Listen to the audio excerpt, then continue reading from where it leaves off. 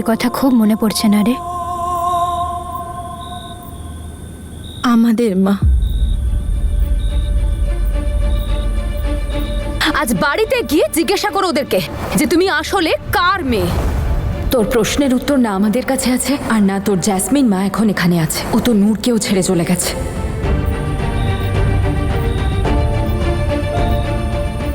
দেখ নূর, জ্যাসমিন মাম্মা আমাকে জন্ম ঠিকই দিয়েছেন, কিন্তু তাছাড়া আমার এমন কিচ্ছু মনে নেই যাতে মনে হবে উনি আমারও মা ছিলেন। মা মেয়ের মধ্যে কেমন সম্পর্ক হয় সেটা আমায় তনু মা শিখিয়েছে, আর আজ অবধি উনিই আমায় আমার পাশে থেকে আগলেছেন। হতে পারে আমার শরীরে জ্যাসমিন মাম্মার রক্ত বয়েছে, কিন্তু মন থেকে আমি সবসময় তনু মাম্মারই মেয়ে। নম্রতার রিয়েল বাবা হর্ষবর্ধন একজন ক্রিমিনাল। আজ আমরা তিনজনেই প্রতীক্ষা করছি। এই সত্যিটা আমরা ছাড়া কেউ জানতে পারবে না। হে উপরওয়ালা, জ্যাসমিনই যে নম্রতার মা, এই মিথ্যেটার উপর যেন এদের বিশ্বাস টিকে থাকে, কারণ আসল সত্যটা এতটাই ভয়ঙ্কর যে নম্রতার জীবনে বিপর্যয় নেমে আসতে পারে।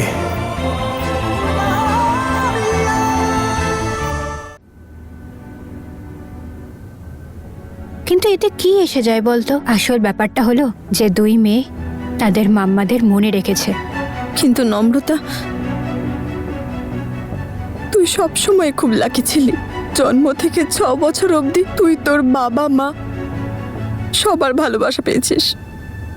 সেটা হয়তো তোর সারা জীবনের জন্য যথেষ্ট, কিন্তু আমি আর মা বাবার ভালোবাসা কখনো পাইনি। শুধু পেয়েছি বাবার মার, বাবার বকা। আমার কাছে কেউ ছিল না, যে ছিল সে হলো শুধু আমার মা। আমি চলে যাচ্ছি বাবা, তোমার নূরের সবার জীবন থেকে অনেক দূরে। আর সেও আমাকে ছেড়ে চলে গেল। কিন্তু আমরা তো আছি না একে অপরের সাথে। কি রে, তুই তো বলেছিলি এখন আমাদের একে অপরের খেয়াল রাখতে হবে। প্রমিস, আমরা এবার থেকে একে অপরের সাথে থাকবো। আমাদের জীবনে যা কিছু না পাওয়া আছে সেগুলোই তো আমাদের জীবনের চলার শক্তি, তাই না? আর নূর, এখন যাই আছে যথেষ্ট আছে। দাদু আর দিদা, মামা মামির ভালোবাসা, এই বাড়ি, আর এই বাড়ির জন্য আমরা। না নম্রতা, আমার চেয়ে তুই সব কিছু বেশি পেয়েছিস। তুই আমার চেয়ে বেশি ইন্টেলিজেন্ট, আমার চেয়ে বেশি নাম্বার পাস, আর তোর কাছে এমন একজন আছে যে তোকে খুব ভালোবাসে, যেটা সব মেয়ের স্বপ্ন।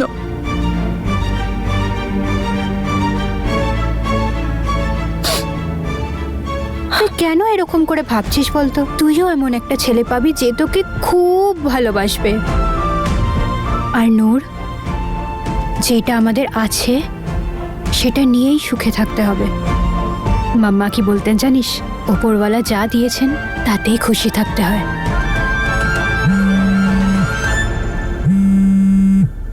এক মিনিট। হ্যাঁ মল্লিকা? না নম্রতা, যা আছে তাই নিয়ে খুশি থেকে আমি তোর থেকে পিছিয়ে পড়তে চাই না। আমি জীবনের সব কিছু তোর চেয়ে বেশি পেতে চাই, অনেক বেশি।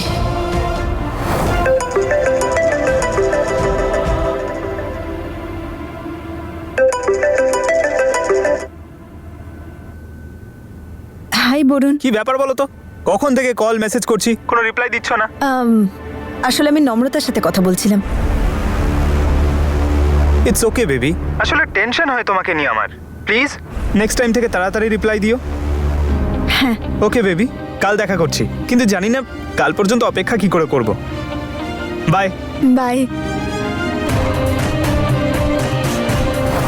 অন্য সব ব্যাপারে যতই নম্রতার লাক আমার চেয়ে বেশি ভালো হোক, কিন্তু ভালোবাসার ব্যাপারে আমার মনে হয় আমি ঈশানের চেয়ে বেশি ভালো ছেলে পেয়ে গেছি।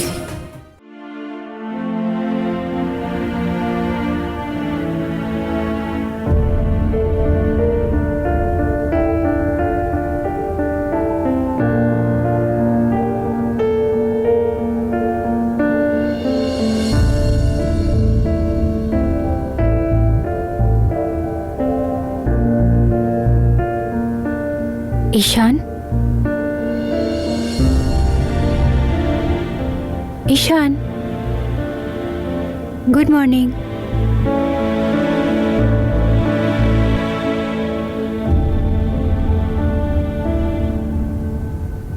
নম্রতা, নম্রতা, সরি, আমি ভাবছিলাম যে স্বপ্ন দেখছি।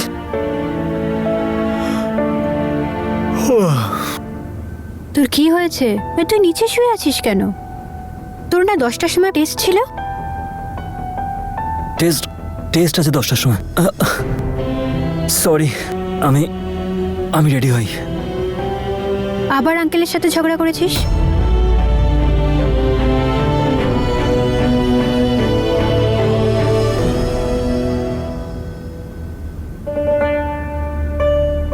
আরে তুমি, নমস্কার। নমস্কার, কেমন আছো? এসো ভেতরে এসো।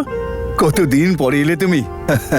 খুব আনন্দ পেয়েছি। এই সত্যি, আরে কে এসছে দেখো। আরে চলো ভেতরে চলো। আমি আসলে তোমাকে একটা জরুরি কথা বলতে এসেছি। আরে বাবা, ঘরে বসেও তো সেই কথাগুলো বলা যাবে। চলো ভেতরে চলো। না, আর ভেতরে যাব না। নমস্কার দাদা। নমস্কার। ব্যাপারটা কি বলো তো?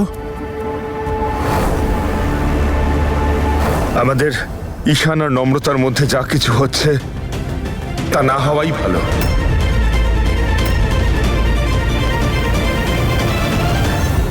তুই এটা কেন জিজ্ঞেস করলি? মনে হলো তাই করলাম। তোকে কেমন লাগছে? তুই যদি নম্রতা আর ওর মা বাবার সাথে জড়িত এই কেসটা ভুলে যাস, তাহলে আমিও এটা ছেড়ে দেবো। ব্যাপার কি, কিছু হয়েছে নাকি? আরে নম্রতা আর ঈশান তো ছোট থেকে ওরা বন্ধু। ওরা তো ওদের মধ্যে সম্পর্কটা বন্ধুত্বে সীমাবদ্ধ নয়, সেটা তোমরাও খুব ভালো করেই জানো। দেখো, আমি কোনো মতেই চাই না যে ওরা দুজন ভবিষ্যতে এইভাবে আর মেলামেশা করুক। কথাটা মাথায় রেখো। দেখা করা, জীবনটা একসাথে কাটানো তো অনেক পরের কথা।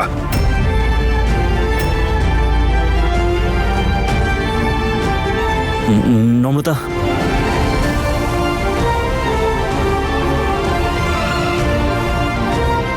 I love you.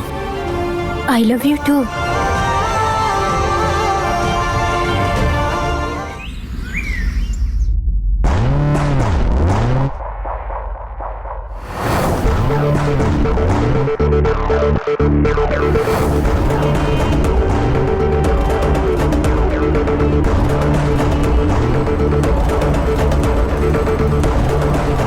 ভিড়, ব্রেক ফেল হয়ে গেছে।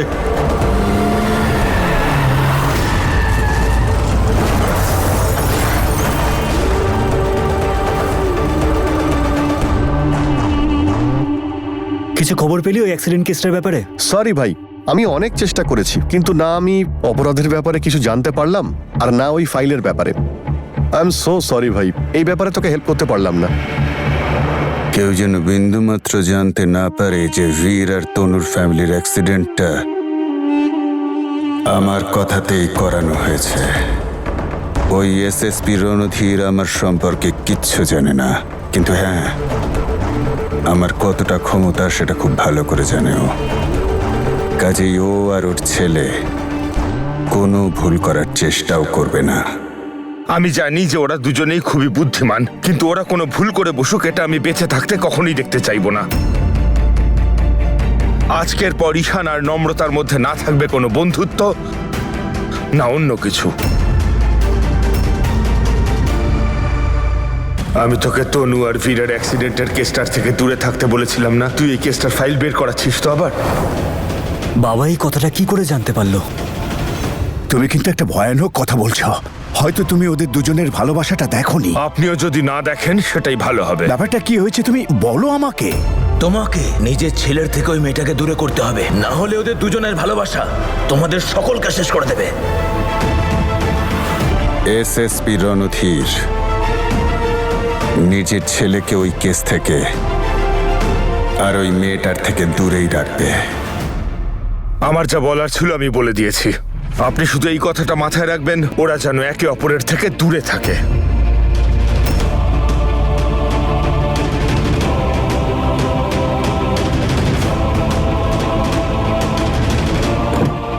আরে শোনো, কথা শোনো। আরে দাঁড়াও। কি ব্যাপার বলো তো? আমার তো মনে হয় ওদের সাথে একটু কথা বলা উচিত। ওরা নিশ্চয়ই এ ব্যাপারে কিছু জানে। ব্যাপারটা কিচ্ছু বুঝতে পারছি না। ফাইলটাও উধাও, ইন্সপেক্টরও উধাও, এটা কি করে হতে পারে? আর বাবা আমাকে রক্ষা করার ব্যাপারে কি কথা বলছিল? কিছু তো একটা কানেকশন আছে এই সব কিছুর এই কেসটার সাথে। সেটাই তো, উনি এরকম কথা বললেন কেন? ওনারা তো আমাদের নম্রতাকে কত ভালোবাসেন, নিজের মেয়ের মতো ভাবেন, তাহলে আজ হঠাৎ করে সব কথা? তুমি জানো, একবার আমি মল্লিকাকে বলতে শুনেছিলাম যে ওর মা নম্রতার জন্য গয়নাও বানিয়ে রেখেছেন। যদি মন থেকে বউ মেনেই থাকেন তাহলে এই কথাগুলোর কি মানে? মনে জোর রাখো সতী, ধৈর্য ধরতে হবে। আমি কাল কথা বলবো ওর সঙ্গে। মা, কি হয়েছে? কিছু হয়েছে? কাকু কাকিমার কি কোনো সিক্রেট মিটিং চলছে? ওরা কথা বলছে হয়তো, তোমায় অত সব বিষয়ে নাক গলাতে হবে না। আহা, তুমি বুঝতে পারছো না আমি কি শুধু শুধু এরকম করছি? মা, আমি ছাদে গিয়েছিলাম জামা কাপড় তুলতে, তখন আমি দেখলাম ঈশানের বাবা বাড়িতে এসেছিল। না আসেনি, ভিতরেই আসেনি, বাইরে থেকেই কাকু কাকিমার সাথে কি সব বললো আর তাড়াহুড়ো করে চলে গেল। দেখে খুব রেগে আছে বলে মনে হলো, আর তখন থেকেই না কাকু কাকিমার মুখগুলোই অন্যরকম হয়ে গেল। আচ্ছা মা, ঈশান আর নম্রতা মিলে নতুন কোনো কিছু ঘটায়নি তো? তুমি কিন্তু এই কথাগুলো কারোর সাথে আলোচনা করবে না, নম্রতার সঙ্গেও নয়, তাহলে হয়তো ও গিয়ে ঈশানকে বলে ফেলবে। কিন্তু এভাবে তো। আরে আগে জানতে তো দাও যে কি হয়েছে।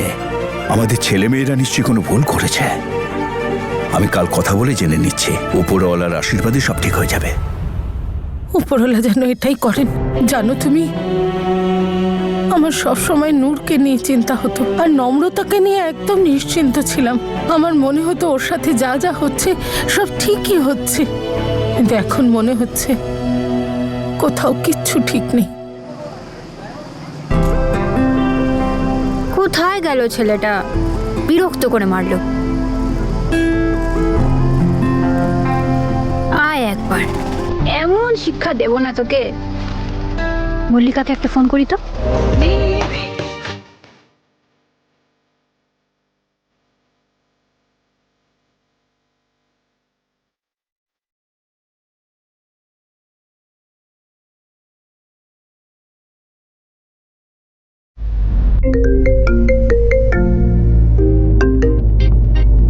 Hello darling. এই শোন না, ঈশান কোথায় রে? I don't know. আর তুই কোথায়? On my way to find my prince charming.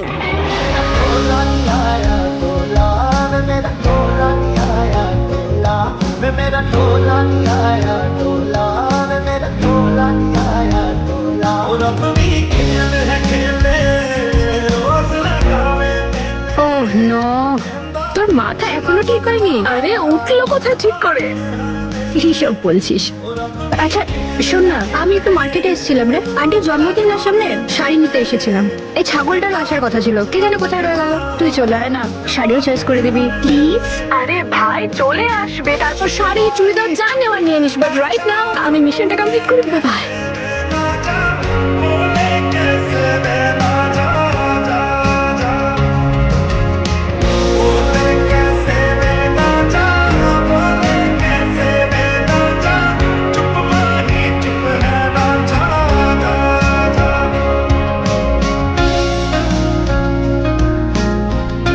Adarsh Nagar মার্কেটের দিকে চলুন।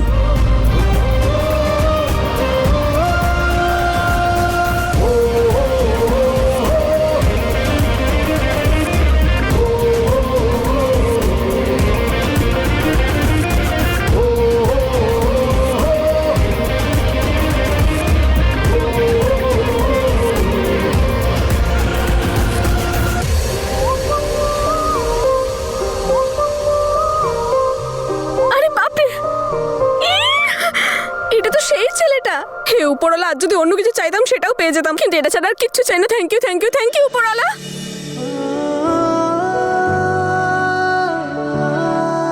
ও এই মার্কেটে এসেছে, নিশ্চয়ই কোনো একটা কানেকশন আছে। প্লিজ উপরওয়ালা কানেকশনটা করিয়ে দাও প্লিজ।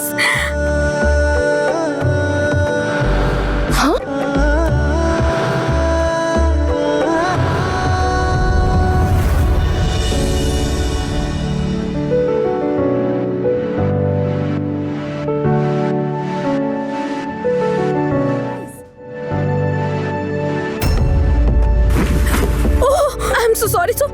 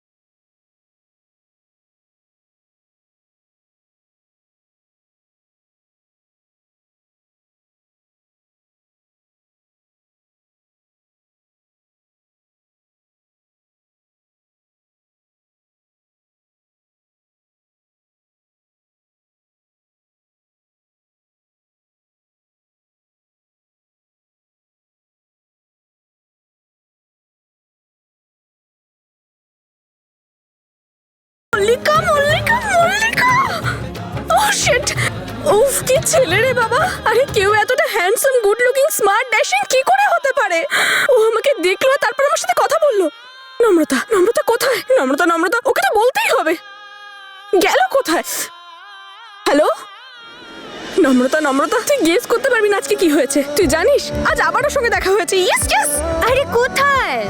এখানে এইখানে? ইয়েস এই মার্কেটে দেখ আমি তো এখানে আসতেও চাইনি তো আমার এখানে কে নিয়ে এসেছে আমার ভাগ্য তুই নয় আমার ভাগ্য আরে ভাই তাই তো আমার ওর সঙ্গে বারবার ধাক্কা লাগে। আমি তো বুঝতেই পারি না কেন ওকে দেখলে আমি সবসময় ফ্রিজ হয়ে যাই চোখের দিকে তাকানোই উচিত নয় ব্রিথ ব্রিথ ব্রিথ। আরে আর কত ভাববি ওই ছেলেটাকে নিয়ে? হ্যাঁ তোরও তো ঈশানের জন্য একই অবস্থা তাই না ওর নামও নিবি না। আরে রাগে না আমার মাথাটা ফেটে যাচ্ছে। 4টের সময় আসার কথা, কটা বাজে? আজ আসুক একবার, এমন শিক্ষা দেব না মনে রাখবে। হ্যাঁ কি করবি জানা আছে রাগি রাগি কিউট মুখ করে তাকাবি তারপর দাদা আসবে হাঁটু কেড়ে বসবে কান ধরে তোকে সরি বলবে আর তুই অমনি আইসক্রিমের মতো গলে পড়ে যাবি তোদের এই খুনসুটি না মাত্র 2 মিনিটের ব্যাপার তোরা বেশিক্ষণ রাগ করে থাকতেই পারিস না একে অপরের উপর না, এইবারে এরকমটা হবে না।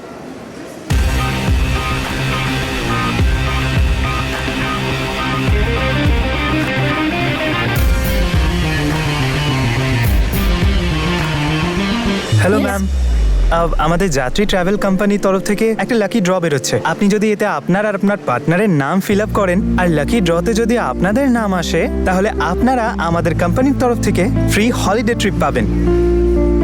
ফিল আপ কর হতেও তো পারে এটা তোরা দাদার লাকি ট্রিপ হয়ে গেল তুই ভর না, আমি ফিল আপ করবো আরে ভাই আমি তোর নামটাই জানি না কি লিখবো আমি আর beautiful eyes sir your name? নম্রতা।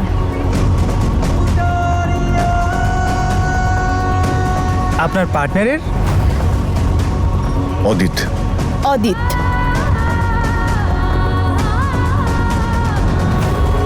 Thank you ma'am. Thank you. নে হয়ে গেল। হ্যাঁ আজকাল এভাবেই হয় হয়তো আরে চল না হাই নূর। হাই নীল এখানে বাইরে দাঁড়িয়ে আছিস কেন? আসলে বরুণের ওয়েট করছিলাম ক্লাস তাড়াতাড়ি শেষ হয়ে গেছে ওই জন্য ডেট শেড? হ্যাঁ, কিছু চলছে নাকি? হ্যাঁ চলছে তো না আমরা জাস্ট গুড ফ্রেন্ডস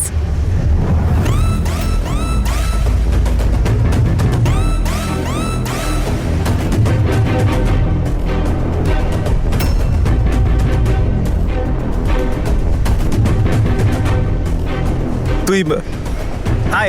এত দেরি হলো